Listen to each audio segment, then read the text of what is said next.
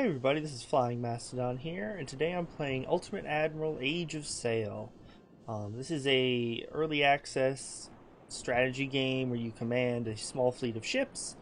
In the campaign, you play as either Britain during the American Revolution or America during the American Revolution and the Tripoli Pirate War. And they finally just released the full British campaign, which I've only played part of. The first 3 chapters I think had been released previously. So I want to start fresh with all the new features they've added, all the new updates, and give it a shot. So join me as I watch the adventures of Horatio Nelson. For generations, my family has sailed the seas. Since before my grandfather's time, it has been our destiny. And now, it is mine. One day I went sailing and found that my old boat had sprung a small leak.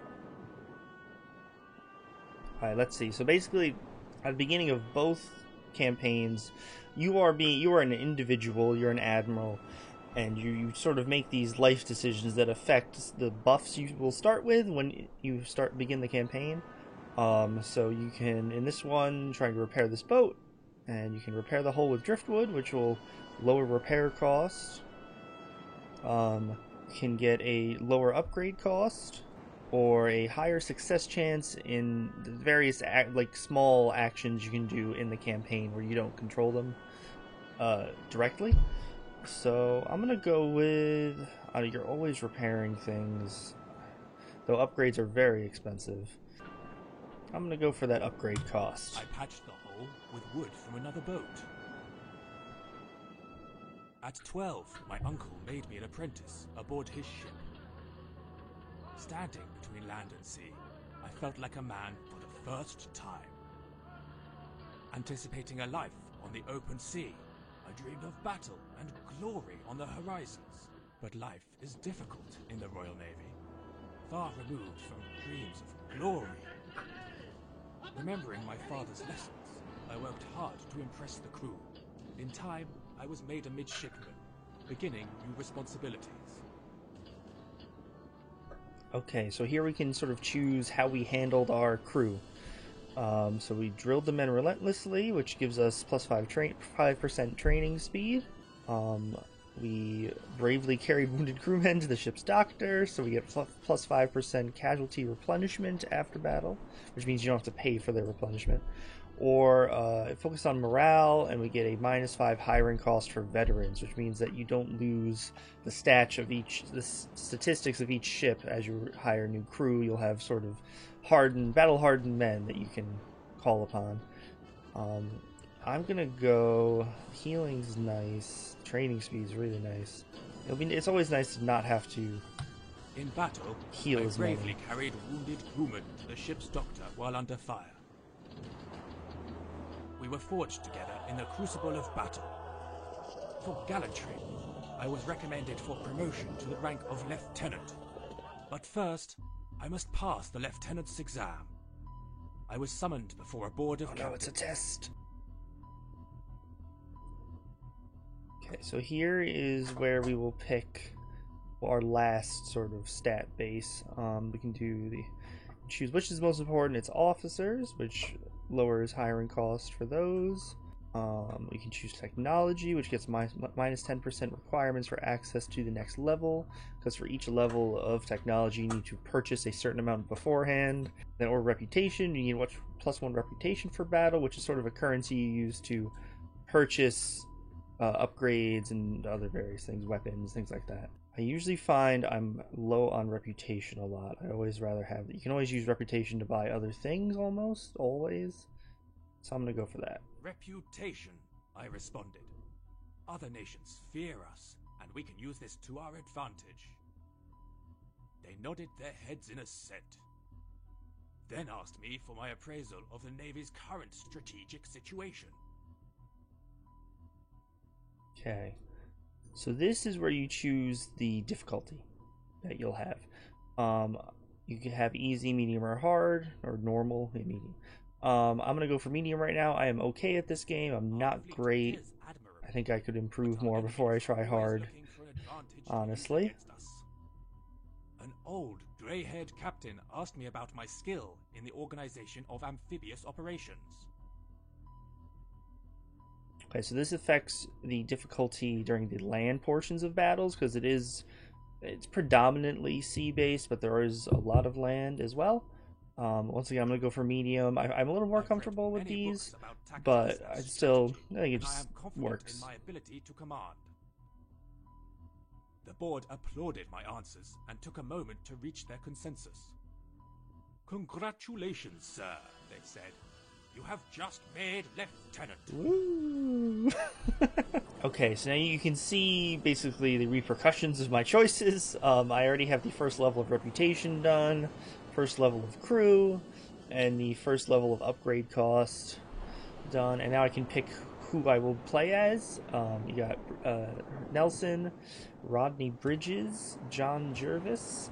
I'm gonna do Nelson because he's the guy. He's the man. Okay, so they drop you right into your first mission with this, and this one is a combined sea and amphibious operation. You can see Spain guards the mouth of the San Juan River with a strategically placed fortification under the command of the Captain General of Guatemala. Securing the entrance to the river opens the route to Lake Nicaragua and will bring all these rich lands under the authority of Britain and His Majesty King George III. Now, I'm going to preface all this with this. The first, kind of the beginning part of the British campaign takes place in a very little known expedition that happened during the American Revolution. I didn't even know about it until I played this game, in which they basically were attacking Spanish colonies in the Caribbean and in Central America in order to sort of take advantage of their weakened state and to kind of stop reinforcements to the Americas that Spain was supporting. It was an ally to the United States. But yeah, so this you sort of see maybe a little dramatized version, but it's mostly historically accurate what happened, the various missions and expeditions, and Nelson was there. But it's kind of an interesting story. I'd like to read more about it. I don't actually know that much about it, even from playing this game, besides the kind of the overall story. But it's pretty cool. A frontal attack seems suicidal, but it seems we have no other option available. We have to secure the fishing village and then march uphill, seize the fort, and disable its coastal batteries. The Spaniards will do their best to cancel your plans, so you need to act swiftly and fast. Be aware of the enemy coastal guns. They will obliterate your assault troops. Coastal guns will obliterate your assault troops and your ships. They are super powerful and super accurate. Okay, so we start here. Spain has basically surrounded our frigate, the HMS Richmond, and we need to defend her and save her from being sunk. And we have our reinforcements coming here. Okay.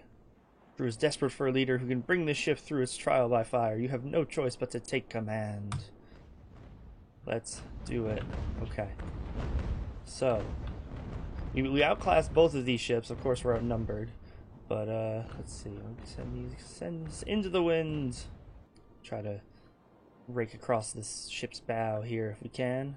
I'm going to focus on trying to just sink them rather than demasting them or anything.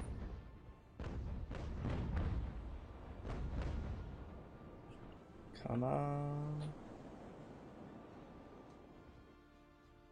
Get the Ceres in. Let's see if I can sneak her in between these two. Look at that. Oh, yeah. Okay, did a little damage. We're getting there. Okay, yeah, I think we're going to be able to sneak the Ceres in between, rake the stern of the Galga, and then maybe get the bow of the Mercedes too. I would like to capture one or both of them if I can. It's great to start out with an extra ship in this campaign. Nope, jeez, careful there. Nice. Okay, so we didn't get the stern raking I wanted on the Galga, but we'll get to hit both of them, which is good. And actually, I think this is an opportune moment to board. Take out the Galgas under heavy fire. Their crew is a little bit shaken. Let's see if we can take them down in a swift motion. And have the Ceres kind of play block with the Mercedes here. Nice. Beautiful. Oh, perfect. Okay. So I'm going to send over this guy here. Hold on to the Galga. And we'll focus on the Mercedes. I'm going to try to get the Galga kind of out of action here because crew's a little low. Maybe get a few shots from afar, but I don't want her getting close to being boarded or anything like that. Ooh, Ceres is getting hit. Shoot. Okay, catching fire and everything. Okay, let's try to put that out. Have the Richmond focus on the last ship here. Gonna slow them down a little. Let them catch up.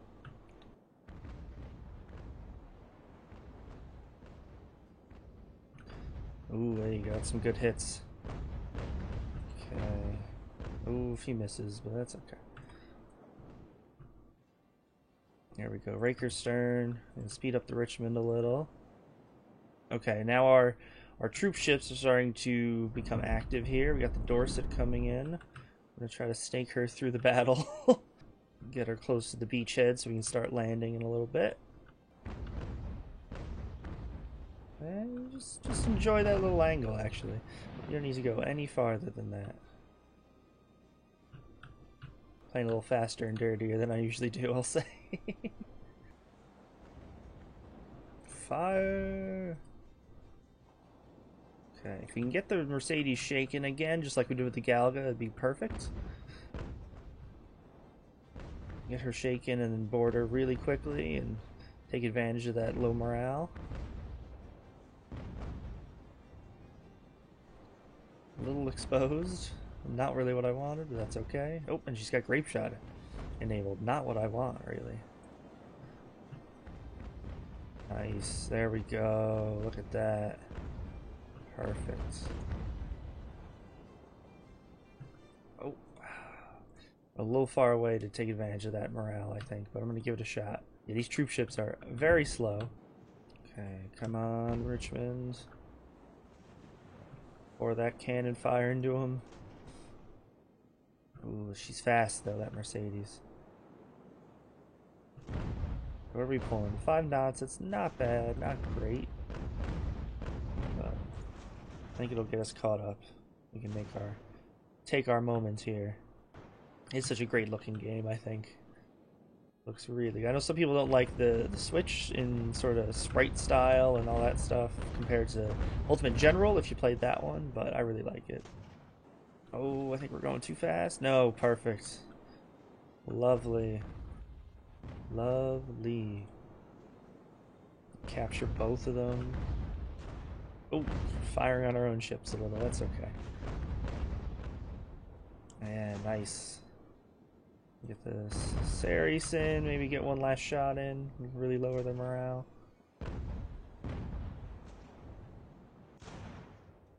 Oh, perfect. Okay. Get the minimal amount of troops on there, and we are gonna start planning our land assaults. Let's get our ships all abreast of the beach here. Okay, so yeah, ships slowly but surely making their way. I'm gonna start unloading my warships. Get some of the sailors and marines up. Well, they can't take a frontal assault on their own. They definitely need the support of other troops. Which I'm gonna get these soldiers ready in just a minute. Ooh, they got their cannons already set up. First thing to do is to take out those guys. We got the Plymouth. Oh, I think I missed a troop on the Dorset. Yes, I did. Okay. Send them in. Okay. Send Begum in. Yeah, look at that. Watch him melt away. And this is a pretty easy battle, honestly. I mean, it's the first one, so it's not like it's a super difficult one they throw at you right from the beginning.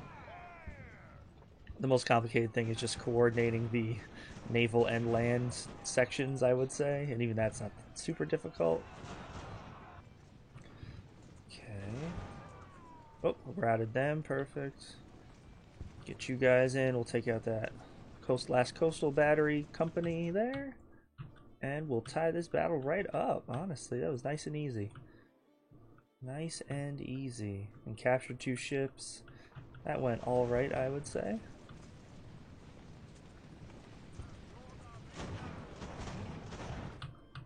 Okay, come on, Polson, Begum. Bailey, McDonald, focus over here. Oh, we secured the battery. We do have to hold it for 20 seconds, or 20 minutes, I think is the in-game time, but... Come on. No, just charge them. They're charging us, you charge back. I know, we're all very tired. That was a big hill to walk up. Yeah, look at that. Melting away. We shattered those 2. Doesn't look like we're gonna looks like we're just gonna shatter this one. Oh, we did. Caught the last company there. And we have our last 17 minutes, and I think that went right good. That went pretty good. You're right, traversing sand is difficult. Okay, look at that. Nice easy victory. Let's see, casualties. We lost 300, so it's not an insignificant amount, I'll admit. They lost 260 of their crew. And then they lost a lot of infantry, guns, and everything like that. Got all the goals. Our ships performed admirably, I would say. We had no officers do anything. And yeah, we captured some guns, captured 2 ships, cannons, always nice. Only 2, but hey, it's a start. You gotta start somewhere. But perfect. Okay, we've finished the expedition. We are promoted to captain, giving command of a brig and an old sloop. I dreamed of staying on the HMS Richmond, but to do so, I would have to remain a lieutenant. Promotion is a better choice, right? We are anchored in the mouth of the San Juan River, and there we wait.